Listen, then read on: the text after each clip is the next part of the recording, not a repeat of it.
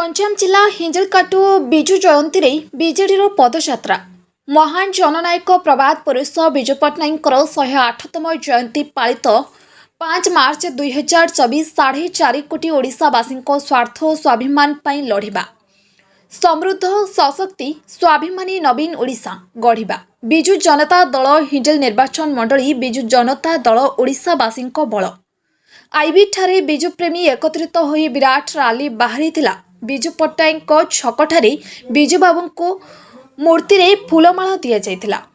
घोड़ाई शुणी ठारे कर्मी सम्मेलनी रक्तदान शिविर घोड़ाई शुणी ठारे शुभारंभ होइतिला।